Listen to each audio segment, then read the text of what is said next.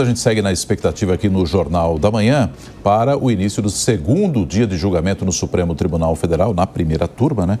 Para a aceitação ou não da denúncia feita pela PGR contra o ex-presidente Jair Bolsonaro e mais 7 pessoas por golpe de Estado ou tentativa de golpe de Estado. Nossos comentaristas Deise Ciocari e Fábio Piperno estão conosco.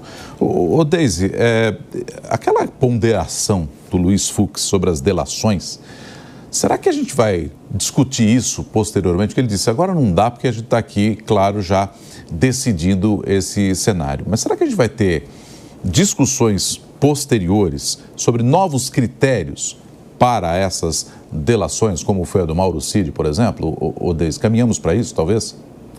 Nonato, eu não vejo espaço para esse tipo de discussão, porque se ela entrasse na pauta agora, ela abriria uma discussão para as regras do jogo, e eu não entendo como esse sendo esse momento para isso, sabe? Acho que as regras elas já estão definidas, provavelmente o STF vai aceitar a denúncia e discuti-las agora no meio do processo, eu acredito que seria dar novas possibilidades no meio do jogo, então eu não vejo isso como uma possibilidade não, Nonato. Agora, Piperno, aproveitando essa deixa, né, do ministro Luiz Fux, ele ontem foi talvez tentativa, né, de abertura ali de divergência. Será que isso pode se repetir também no dia de hoje e, de repente, a possibilidade de avançar a decisão prevista para acontecer nesta quarta-feira? Acho que a margem para divergência hoje ela é menor. Ontem cada um, né, colocou lá, abriu as suas posições e hoje é mais se a denúncia vai ser aceita ou não. Quando eu disse no bloco anterior, logo no início, que o STF não era um monolito, são 11 ministros, praticamente são 11 cortes, é claro que isso não inclui questões, por exemplo, como supostas agressões à corte, né? Então aí de fato os ministros tendem a agir de forma mais corporativa, defendendo a instituição. Quando um deles é, agredido, quando a corte se vê, né, sob algum ataque, algum risco. É muito diferente, por exemplo, quando eles estão deliberando sobre questões processuais e sobre questões regimentais. Não é à toa que de vez em quando a gente vê lá um julgamento ou outro ser aí definido em 6-5, em 7-4. Né? Então, eu não acredito que lá na frente essa primeira turma vá decidir tudo por consenso.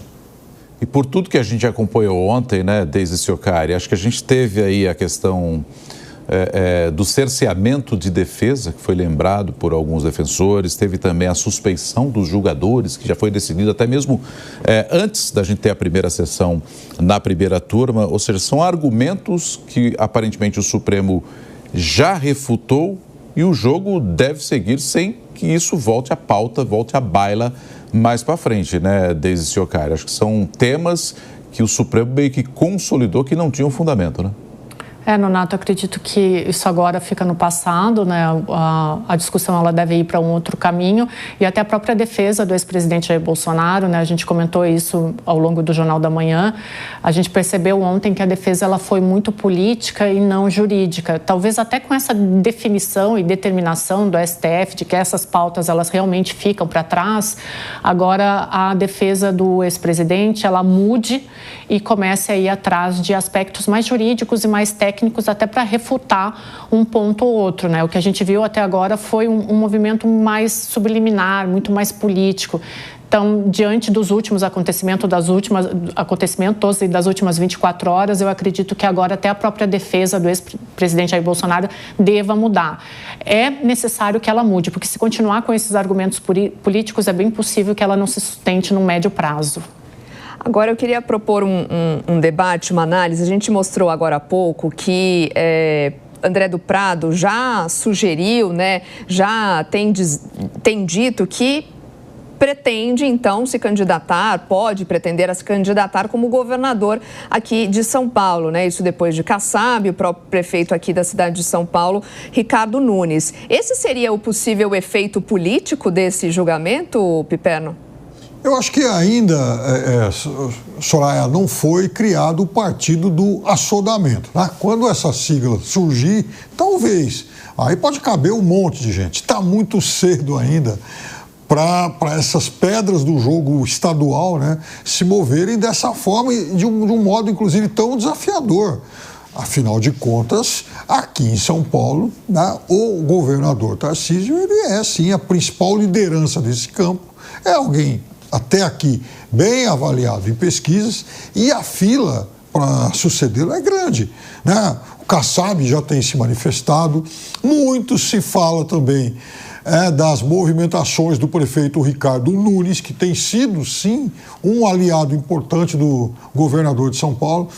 Então, eu acho que hoje são figuras de maior relevância aqui na política paulista. Agora, nada impede, sim, de que alguns coadjuvantes queiram se reposicionar e se apresentarem nesse tabuleiro. Mas eu acho que, por enquanto, as chances de êxito para esses novos players, elas são bastante remotas, para dizer o mínimo. Obrigado ao Fábio Piperno. A gente segue aqui na expectativa para o início, para a retomada pela primeira turma do Supremo Tribunal Federal desse julgamento que decide se aceita ou não a denúncia contra Jair Bolsonaro e outros 7 envolvidos numa suposta tentativa de golpe. A gente lembra que o relator Alexandre de Moraes é quem primeiro fará a apresentação do seu voto sobre a denúncia e depois os demais ministros vão votando. Pela ordem, Flávio Dino, Luiz Fux, Carmen Lúcia e fecha com o Cristiano Zanin, que é o presidente do colegiado, é o presidente dessa primeira turma.